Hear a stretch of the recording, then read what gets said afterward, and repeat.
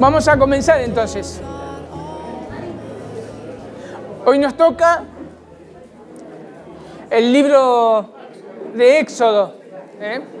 Acuérdense cómo terminamos la clase pasada. La clase pasada habíamos terminado que el pueblo de Israel era una familia numerosa, ¿no? Estaba Jacob, estaba Israel, obviamente, con sus hijos. Y ¿cómo? Ajá. Así que era una gran familia, todavía no son una gran nación, ¿no? Y terminaron fuera de Canaán, terminaron en Egipto. ¿Se acuerdan, no?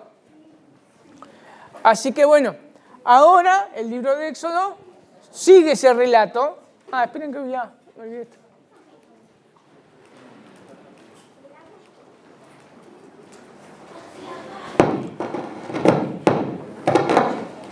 El libro de Éxodo sigue con ese relato y ahora lo que está pasando es que el pueblo de Israel comienza a crecer, comienza a crecer en número, ¿no? Comienza a crecer en el número.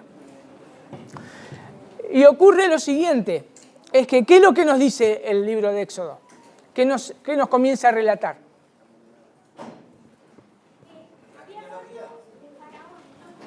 Ajá, ¿cómo? Había muerto el faraón, ¿cómo que decía? ¿Otro? Empiezan a nombrar la familia, los hijos. En Éxodo. Sí, pero ¿qué es lo que nos relata el primer capítulo de Éxodo, los primeros versículos de Éxodo? Que el faraón que ahora ya no conocía al pueblo anterior. Ajá, exacto. Lo que pasa es que, acuérdense, pasan mucho tiempo. Acuérdense siempre que nosotros, como tenemos la Biblia y pasamos una página a la otra, acuérdense que para nosotros parece que son segundos que pasaron. Claro, y acá pasan muchos años, muchos años. ¿Cuántos años pasaron? 430 años, o sea, fíjense que de Génesis, donde lo dejamos, en que ahí vive Israel con su familia, con José que le da una parte, y cuando damos vuelta a la página en Éxodo 1, pasaron 400 años. 400 años. Ahora, siempre imagínense que son casi un poco más, 2 veces la Argentina, los años que tiene, de historia, lo que pasó ahí. El verso 8, 1:8 dice: entre tanto se levantó sobre Egipto un nuevo rey que no conocía a José y dijo a su pueblo: he aquí el pueblo de los hijos de Israel es mayor y más fuerte que nosotros. Por eso, cuando este faraón, obviamente muere faraón, muere otro faraón, o sea, porque 400 años. Ahora, entonces ahí podemos ver que estaba sucediendo algo. El pueblo de Israel comenzó a crecer en número.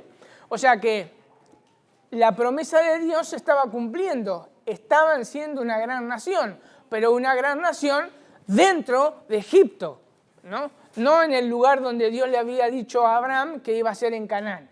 Entonces los egipcios, como murió el faraón y murió José, y no conocían quién era José, ¿qué empezaron a hacer? Comenzaron a oprimirlo porque no conocían a José, y oprimirlos porque crecían en número. ¿Qué es lo que pasaba si crecían en número? Claro, o sea, imagínense, o sea, es un pueblo dentro de otro pueblo, y si ese pueblo, también entienden que Egipto era un imperio, entonces, si tenemos un pueblo que nos está creciendo desde adentro, nos pueden hacer esclavos. Eso fue el razonamiento lógico que hizo el faraón. O sea, y es cierto, eso es lo que podía llegar a ocurrir. Entonces planearon y dijeron, bueno, vamos a agarrar y vamos a oprimirlos. Bueno, no vamos a entrar en el detalle de la opresión que ellos recibieron. Ustedes después, si quieren, léanlo ahí en Éxodo, todo lo que estuvieron sufriendo el pueblo de Israel. Pero acuérdense, siempre nosotros no podemos olvidarnos del hilo conductor que venimos trazando desde Génesis, desde cuando comenzamos Génesis. Acá hay un proyecto de Dios, hay un plan de Dios, que es que tiene que venir el hijo, ¿no?, de una mujer para traer salvación a la humanidad que había caído. Acuérdense que después lo llama a Abraham, le hace la promesa, que es a través de la promesa iba a venir la salvación. Y esa salvación obviamente iba a venir a través del pueblo de Israel. Ahora el pueblo de Israel está siendo oprimido, está siendo esclavizado. Uno va a pensar, ¿no? O sea, si está pasando esto, entonces la promesa no va a venir. O sea, la promesa no va a venir. La promesa cae. La promesa cae. Y uno se pregunta, ¿qué pasa? ¿Dios se olvidó del pueblo de Israel? ¿Dios se olvidó del pueblo de Israel? Pero recordemos, si nosotros vamos más atrás, ¿qué es lo que dijo Dios a Abraham? Sí. ¿Qué más le dijo? Sí, que le iba a dar un pueblo, que le iba a dar un lugar, que le iba a dar un nombre. Pero ¿qué más le dijo a Abraham? Le dijo algo muy importante, que cuando nosotros entramos a Éxodo, no nos podemos olvidar de eso tan importante. Sí, haré una nación grande. Pero cuando nosotros entramos y vemos esto, decimos, ¿cómo puede ser? Dios se le fue. Se le escapó que están prisioneros estos tipos. Claro. ¿Qué le pasó a Dios? ¿Se le escapó que ahora el pueblo de Israel está prisionero? No. ¿Y por qué no? Le había dicho porque le había dicho que Exacto. a Abraham había caído un gran sueño, que el pueblo iba a estar en opresión un gran tiempo, pero que el pueblo iba a liberar. Exacto. Y le dijo el tiempo que iban a estar en prisión, con cautivos. Entonces, esto estaba dentro de los planes de Dios. Esto estaba. ¿Se dan cuenta cómo tenemos que prestar atención cuando leemos? Tenemos que prestar atención. O sea, porque uno puede decir, son 400 años de opresión, pero Dios ya se lo había dicho a Abraham. Dios ya se lo había dicho a Abraham. Y a ver, acuérdense algo que ellos tenían que también saberlo. Tenían que también saberlo. ¿Por qué? Porque aparte, imagínense que Moisés, que es el que escribe el libro de Éxodo, ahora obviamente le está escribiendo a esta nueva generación que va a salir de la esclavitud para que puedan enterarse quiénes son, quién eran sus padres y las promesas de Dios que tenía. Pero Dios ya se lo había dicho. Y esto se está cumpliendo y esto está llegando a su fin. Esto me hace acordar exactamente cuando Dios le fue advirtiendo al pueblo de Israel, que era específicamente a Judá, que le decía, si siguen pecando, los voy a llevar a Babilonia. Y se van a quedar ahí 70 años. Ahora, eso no se tenían que olvidar. Y fue una persona que no se olvidó. ¿Quién no se olvidó que iban a estar esclavos 70 años en Babilonia? Daniel. Daniel se acordó. ¡Wow! Esto se lo dijo al profeta Jeremías. Y se están cumpliendo 70 años. Entonces, oremos, voy a orar para que Dios cumpla. Bien, exactamente lo mismo pasa acá. En este caso, obviamente, no fueron 70 años, fueron 400 años, ¿no? Se olvidaron bastante. Pero bueno, acá a Dios no se le escapan los planes, es su plan. Es su plan y eso siempre tenemos que entenderlo. Ahora, una de las cosas que hace este faraón, al ver que el pueblo de Israel crece, dice, bueno, vamos a hacer algo. Vamos a matar a todos los niños varones. Los vamos a matar. Ahí tienen el tema de las parteras, que las parteras no quieren matar a los niños, no importa, la masacre se hace, exactamente. O sea, el faraón quería eso y la masacre se hace. Y ahora nosotros tenemos a un nuevo personaje, Moisés. Moisés. Fíjense que Moisés, o sea, fue la gracia de Dios que salva a ese niño. Una de las cosas que nosotros hacemos mal cuando enseñamos a nuestros hijos con respecto a Moisés, muchas veces se dice, mirá cómo Dios salva a todos los niños. Pero no salvó a todos los niños. Solamente a Moisés. Los otros murieron en manos de Faraón. Porque acá lo que nos está diciendo, lo que estamos viendo en la vida de Moisés, es la gracia de Dios. Dios tuvo gracia y Él quiso elegir a Moisés y que él no muera. Porque era a través de él, como vemos después, como obviamente vamos a ver, era a través de él que iba a ser liberado su pueblo. Vemos nuevamente acá, es Dios interviniendo en medio del caos. Había caos. Era caótico lo que estaba pasando.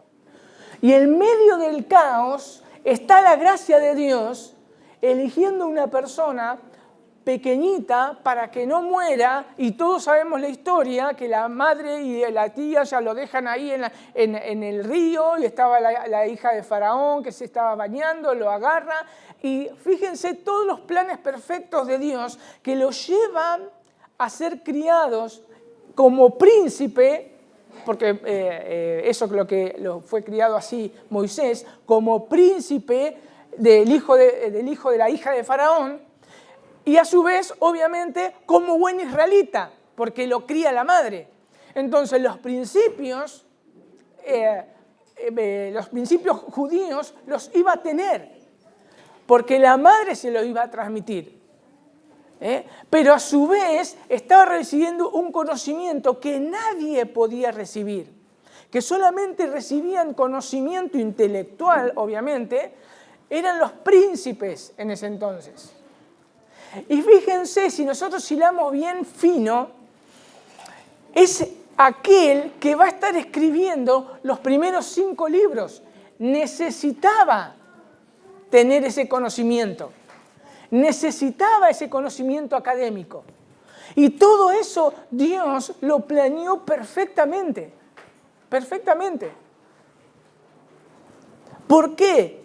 Porque necesitaba también, cuando Moisés comienza a escribir los 5, obviamente que viene a través por medio de la revelación de Dios, no que también específicamente escribe los primeros capítulos cuando habla acerca de la creación, pero todo lo demás, él también pudo utilizar su conocimiento que había recibido como príncipe para poder estar escribiendo. Entonces, todo está cerrando. Dios no se está olvidando del pueblo de Israel. Está detrás de todo eso. Lo que quiero que quede claro es que detrás del caos, Dios siempre está actuando. No queda cruzado de brazos. Dios siempre estuvo actuando. Porque recuerden, como dijimos en el principio, cuando empezamos, el mundo sigue siendo de Dios. Él es el soberano del mundo. Él es el soberano. Ahí vemos entonces cómo Dios lo salva milagrosamente, lo guarda, lo crían. ¿Y qué más tenemos después? Moisés crece, ¿no? Moisés crece, ya es adulto. Y tenemos 2 actos, dos relatos. Los 2 hechos importantes. Uno es que un judío o un hermano de él, del pueblo, estaba siendo maltratado, ¿se acuerdan? Y le agarró el arrebato del Rambo y mató al egipcio y lo esconde, ¿no? ¿Se acuerdan eso? Bien. Después tenemos otro. ¿Qué pasa en el otro? Ajá.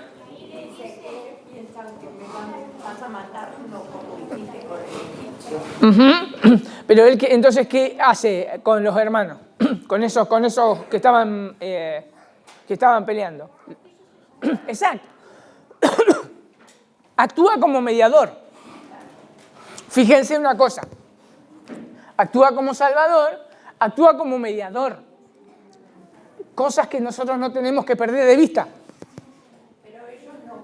Ellos, obviamente, estos no quisieron saber nada. Dijeron que me vas a matar y me vas a esconder. Es un hecho de que después, obviamente, ese hecho llegó hasta los oídos del faraón, ¿no? Ahora, es interesante que el autor de Hebreos, en Hebreos 11, 24 al 26, nos señala que Moisés hizo eso por fe. Por fe. Él lo hizo eso por fe. Él se estaba identificando con el sufrimiento de su pueblo. Ahora, no era el momento. No era el momento. Él no estaba preparado. Él no estaba madurativamente preparado. No era el momento de que Moisés sea el libertador y sea el mediador. Moisés se había adelantado a los hechos. Ahora, fíjense otra vez cómo está todo preparado, que cuando los judíos, sus hermanos, le dicen, ¿qué me vas a querer matar como mataste al egipcio? Él tuvo temor, porque aparte, obviamente, había llegado a oídos del faraón, entonces él tuvo que huir. Y ahí tienen en sus hojitas lo siguiente. Que dice Scott al respecto de esta situación. Dice, sin embargo, fracasó y se vio forzado a huir de Egipto. ¿Por qué? Dice, todavía no estaba preparado para la gran tarea que Dios le tenía reservada. ¿Qué tarea? La liberación de su pueblo. Le hacía falta aún varios años de humillación, de aprender a ser paciente y a confiar solo en Dios. El Señor, dice, le proporcionó un lugar en el desierto y unas circunstancias que le permitieron llegar a esa madurez espiritual que Dios deseaba. Se dan cuenta que en ese acto de ver a su pueblo que estaban siendo oprimidos, le agarró esa especie de, como yo le decía recién, esa especie de Rambo, y agarré y decir, los voy a liberar. Y no era el tiempo. Dios no estaba, o sea, ese no era el tiempo de Dios para que el pueblo de Dios sea libertado. Y tuvo que huir, y todos sabemos qué es lo que pasa ahí. ¿No es cierto? No vamos a entrar en los detalles, que ahí se va a lo de Jetro, etcétera, etcétera, se casa con una de sus hijas. O sea, pero tuvieron que pasar como 40 años. Él tenía que tener 80 años hasta que regrese a Egipto. O sea, fíjense el desierto que tuvo que pasar. Ahora, entiendan esto. Son 400 años de esclavitud. ¿Dios dónde está? ¿Dios dónde está?, diríamos nosotros. Nos ha abandonado. Después viene el libertador. ¡Oh! Tiene todo el poder, así como José. Tenía todo el poder. Era príncipe de Faraón, él. Y se manda una macana. Y tiene que huir porque no era el tiempo de Dios. O sea, los tiempos no los ponemos nosotros. Dios tiene todo planeado. Él tiene todo planeado en el proyecto de su salvación, en el proyecto de la redención. Ya tiene todo planeado. Y esto lo podemos ver, cómo toda esa trama de la redención se va armando y se va armando. Pero llega un momento que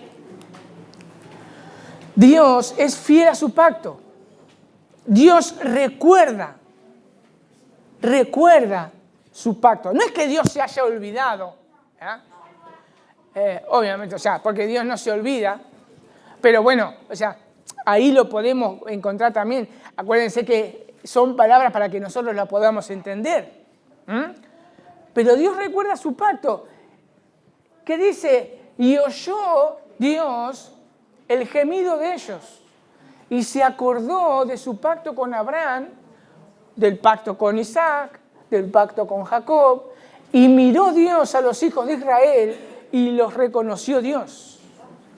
Este pueblo que estaba gimiendo tenía que gemir por más de 400 años, porque él había dicho, 400 años van a estar. Cuando se cumple ese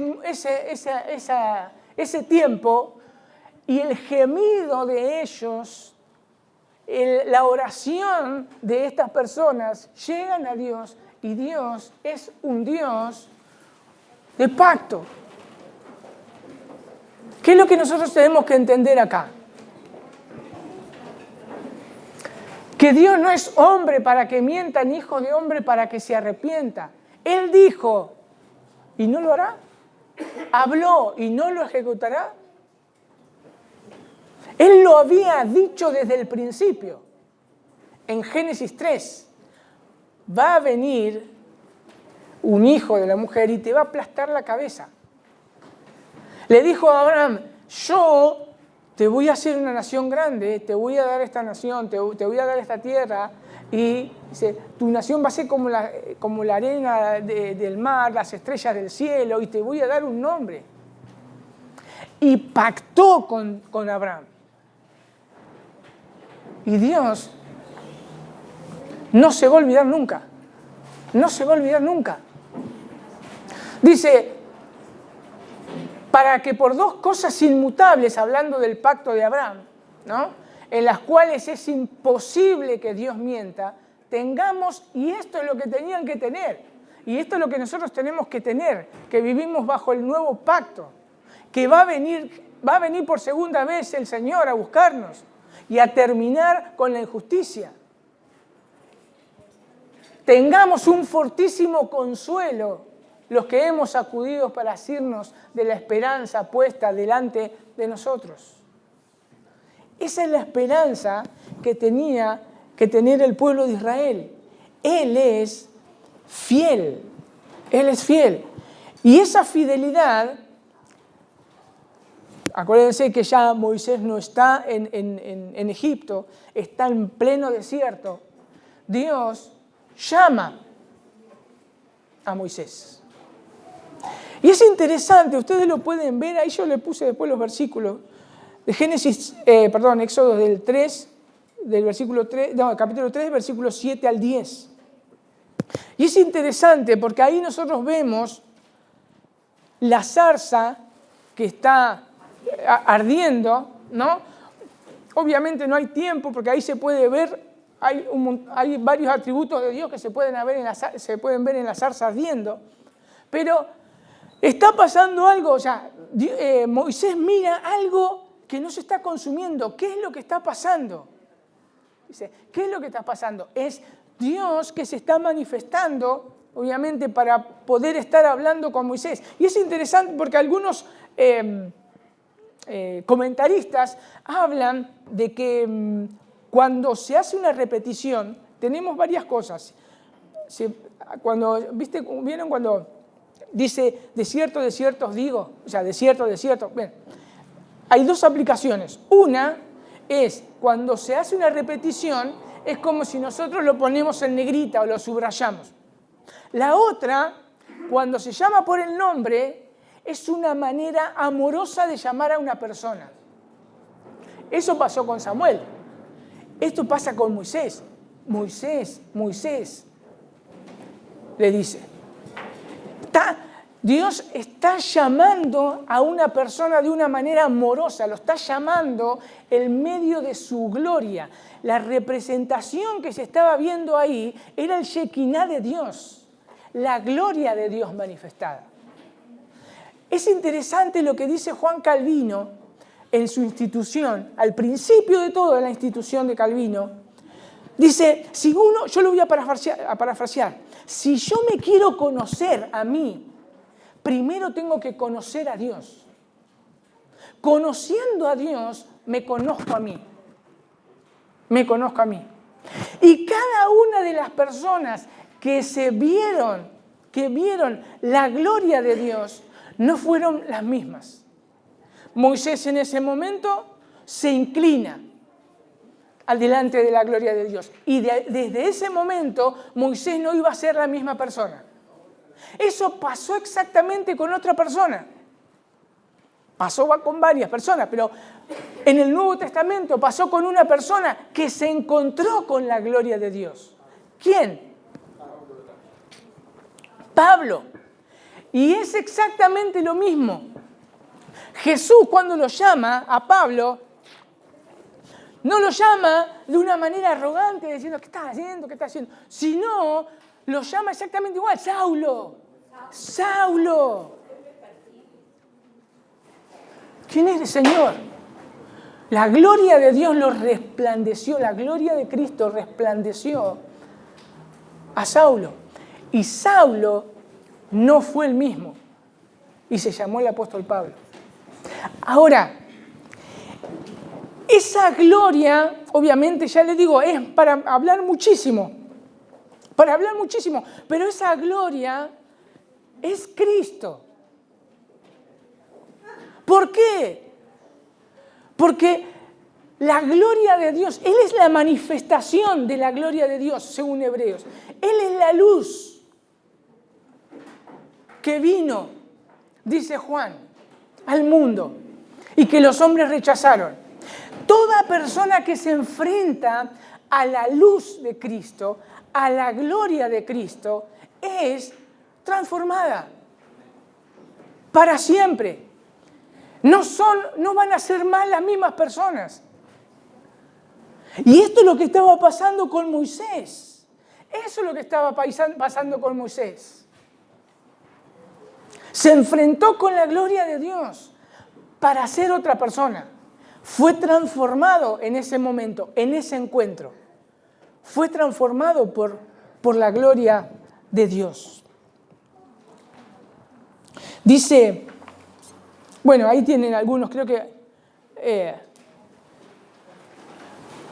no tienen ningún pasaje. Yo pensaba que tenía pasaje, lo tengo yo. No importa. Después... Exacto, cuando habla también con Isaías, cuando se le aparece a Isaías. Pero recuerden, o sea, es transformador estar delante de la presencia de Dios. Y Moisés ya había llegado a ese momento, en ese momento Moisés estaba siendo transformado. Ahora, nuevamente nosotros vemos la humanidad de las personas. Moisés duda. Y dice, perfecto, yo voy a ir. Yo voy a ir. Pero, si me preguntan, ¿quién te manda? ¿Qué les digo? Y ahí Dios se presenta con un nombre, que es, yo soy el que soy. No, algunos comentaristas obviamente están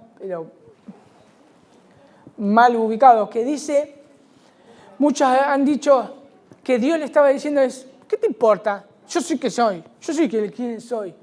O sea, pero no es eso, o sea, Dios está revelando el ser, quién es, el que no cambia.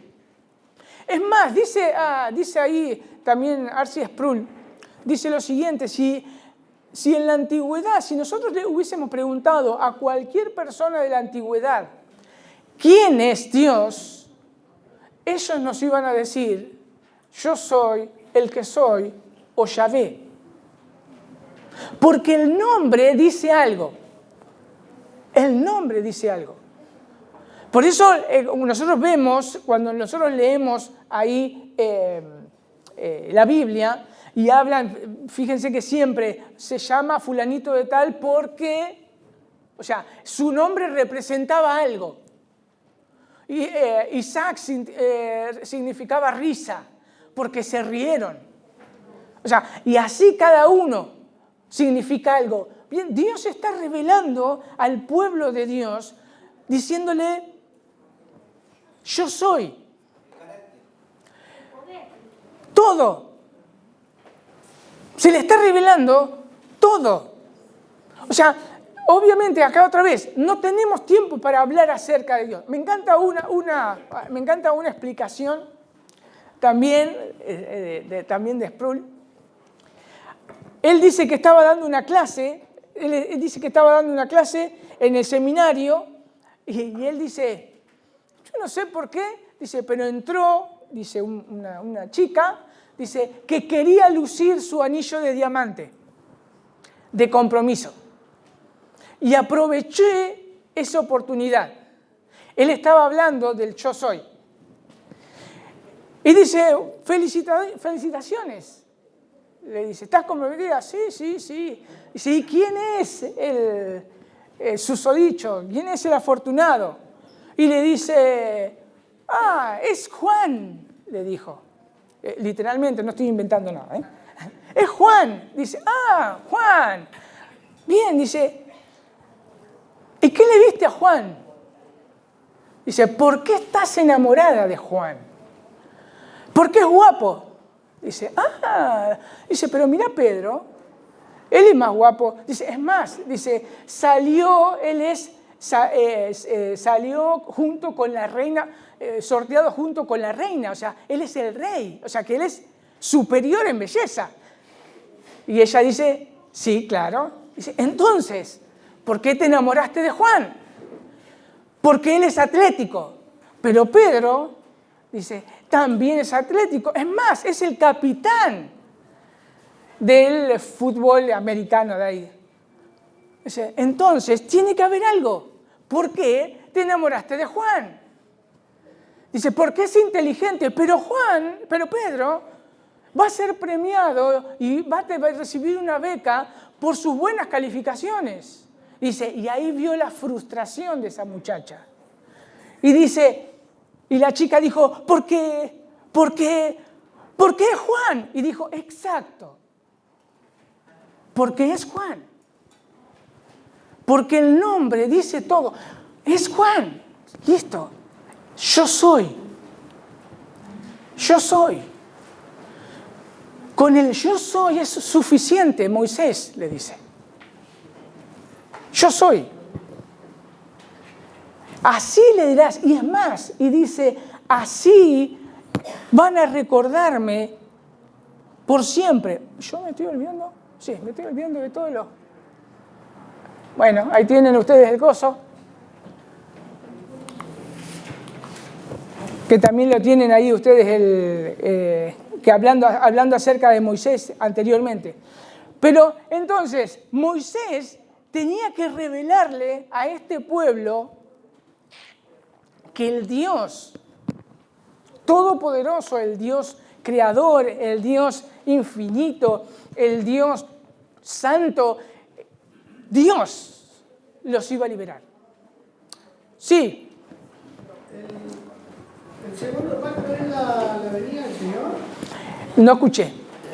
¿El segundo pacto es la segunda venida del Señor? Bueno, el segundo, el pacto que hace el Señor Jesús es nuestra salvación.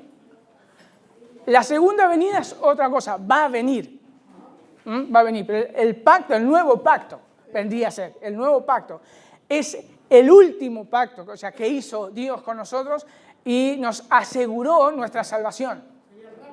No, pacto, es la muerte y resurrección de Jesús. Lo que el Señor Jesús está diciendo en su pacto, que es lo que vamos a ver nosotros después de la liberación del pueblo de Israel cuando se celebra el pacto, cuando se celebra la Pascua. No, en un rato. Ahora, el nuevo pacto es está representando ahí todo lo que pasaba en el Antiguo Testamento. En el Nuevo Testamento, ¿qué es lo que va a suceder? Todo hombre, toda mujer es pecadora y necesita morir. O sea, no es que necesita, merece morir, porque se alejó de Dios. Y Dios, a través de los pactos, fue mostrando su misericordia y nos dejó vivir hasta ahora, a toda la humanidad. En este nuevo pacto, lo que nos garantiza, ahora, porque es una garantía, cuando muere el Señor Jesús, nos garantiza que nuestra salvación está pagada. Todos aquellos que pusieron su fe en la muerte y resurrección de Jesús. Por eso Jesús dice, por eso Jesús levanta la copa. Como miren, esta copa es mi sangre. Él está mostrando que Él tenía que morir. Y Él tenía que resucitar. Eso es el pacto. Después de todo lo demás, ese es el nuevo pacto. En sí no se le dice segundo. O sea, algunos le dicen, en sí es el pacto del antiguo pacto y el nuevo pacto. Punto. Es así. Pero bueno, todavía no llegamos al pacto de cuando se hace con el pueblo de Israel. Acá estamos que tenían que estar liberados y todavía no estaban liberados. Entonces, ¿qué pasa? Moisés ahora puede ir delante de Faraón, porque ya maduró, ya Dios se presentó, ya Dios lo capacitó. Ya Dios lo capacitó. Y ahora lo que viene...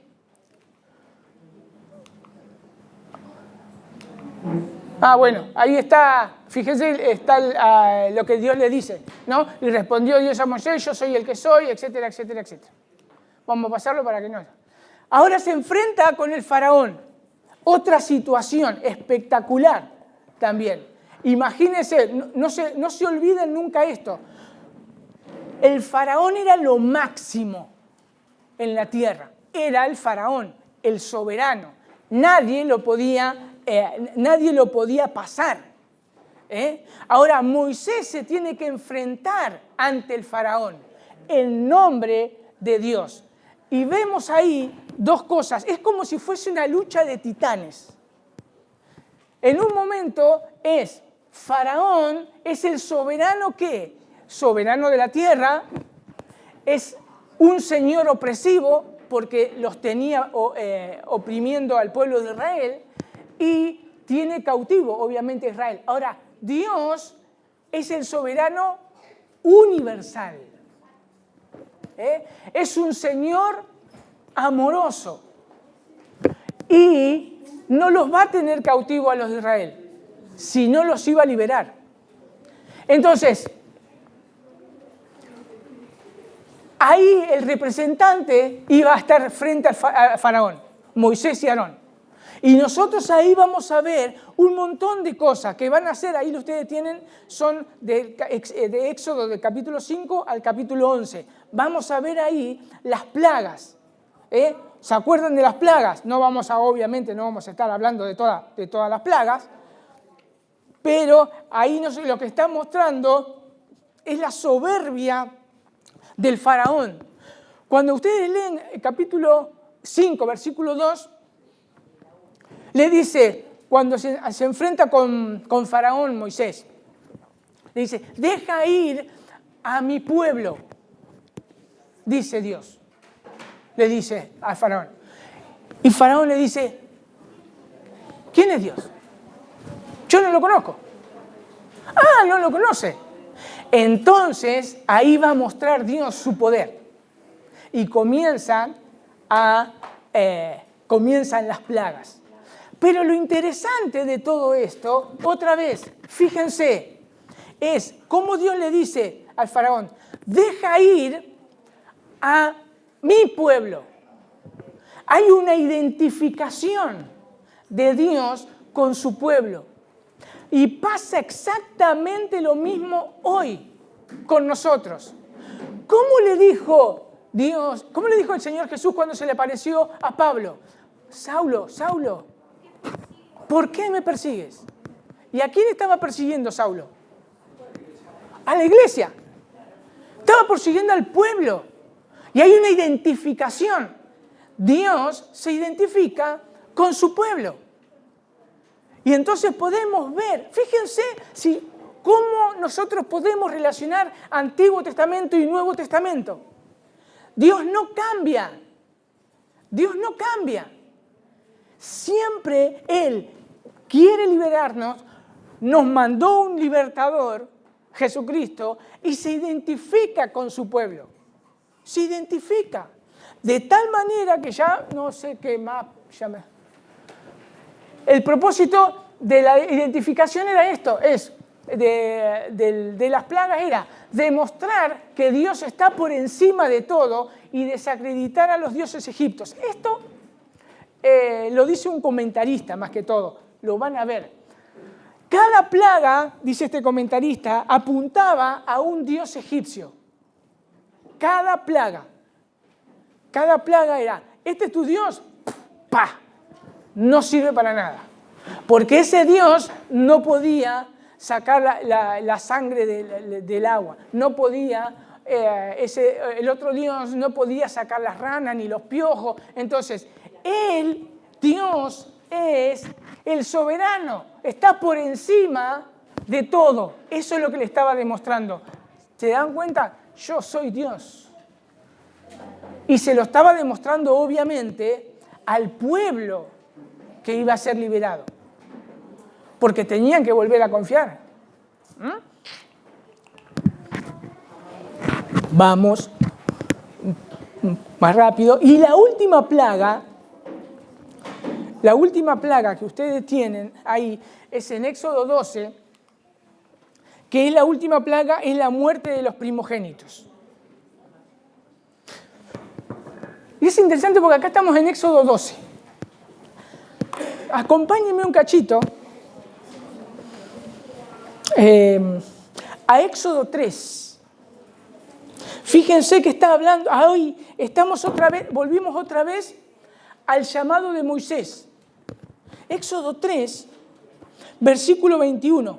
Dice, y dijo Jehová a Moisés, cuando hayas vuelto a Egipto, mira que haga delante de Faraón todas las maravillas que he puesto en tu mano, pero yo endureceré su corazón, de modo que no dejará ir al pueblo.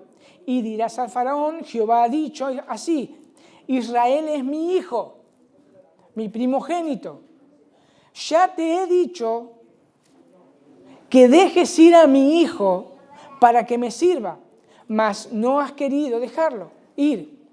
He aquí, yo voy a matar a tu primogénito. O sea, las plagas no son improvisaciones. Dios tenía un plan. Y era matar a los primogénitos. Y era la manera en que iba a ser libertado el pueblo de Israel. Obviamente, otra vez, acá en este texto tenemos varias cosas. Lo llama mi hijo a Israel. Mi primogénito. Es interesante porque después lo vamos a ver en Mateo, cuando lleguemos al Nuevo Testamento, que cuando Jesús es llevado a Egipto y vuelve a Egipto, dice que llamé de Egipto a mi hijo. Y está hablando de acá, de Éxodo, está hablando de Israel, pero se identifica con Jesús.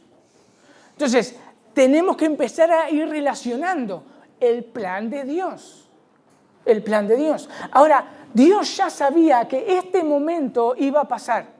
Y era el momento culminante. Y obviamente ahí en Éxodo 12 ustedes pueden ver todos los detalles. Tenían que agarrar y matar a un cordero, etcétera, sin defecto. Era así, allá, un año. Y tenían que pintar con la sangre los dinteles de la puerta. Y dentro del dintel de la puerta tenían que comer el cordero. Ahora, la pregunta es, los hijos de Israel, los primogénitos de Israel, ¿merecían ser salvados? No. Merecían morir como los hijos primogénitos de Egipto. Porque todos venimos de Adán y merecemos morir. Ahora, Dios nos está mostrando algo acá, le está mostrando al pueblo de Israel, que para ser salvos necesitamos un sustituto. Algo que le estaba enseñando al pueblo de Israel. Miren, sus hijos también merecen morir, pero cuando pase el ángel de la muerte y vea la sangre, no a sus hijos, la sangre de la víctima va a pasar de largo. Porque merecían morir. Pero hay un sustituto que los iba a salvar. Un sustituto que los iba a salvar. Dice Primera de Pedro, fuisteis rescatados de vuestra vana manera de vivir con la sangre preciosa de Cristo, como que un cordero sin mancha y sin contaminación. Y acá nosotros tenemos nuevo pacto. ¿Ves? Nuevo pacto. Acá tenemos el significado del nuevo pacto. Es ese cordero, o sea, porque merecemos morir.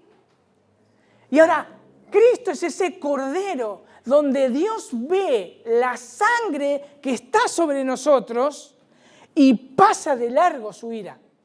Porque la víctima es el cordero. Alguien murió en mi lugar. Entonces Jesús ahora agarra y le dice, por eso cada vez que celebramos la cena del Señor, recordamos eso, dice, la muerte van a recordar. Entonces cada vez que levantamos la copa, yo tengo que entender todo esto que Dios me graficó en el Antiguo Testamento de una manera dramática.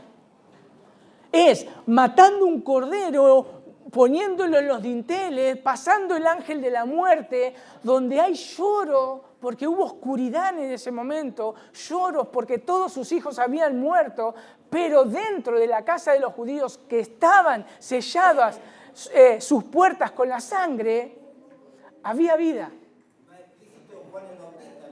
Exacto. Después vamos a ver nosotros a Juan de Bautista diciendo, he aquí el Cordero de Dios que quita el pecado del mundo. Entonces, todo estaba figurado, todo se estaba apuntando a la gran salvación. A la gran salvación. ¿Ibas a decir algo? A la gran salvación. Así que bueno, como vemos nosotros, todo apunta al Señor Jesús. Todo apunta al Señor Jesús. Todo, porque el plan de Dios se está llevando a cabo. Recién, ahora el pueblo está siendo liberado y está viendo quién es Dios y cómo Él cumple sus promesas. La clase que viene vamos a estar viendo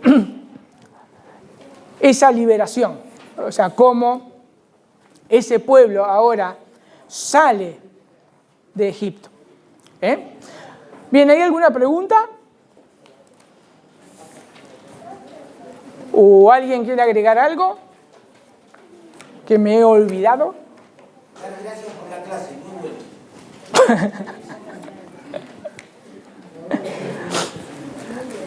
Nada, bueno, entonces vamos a orar.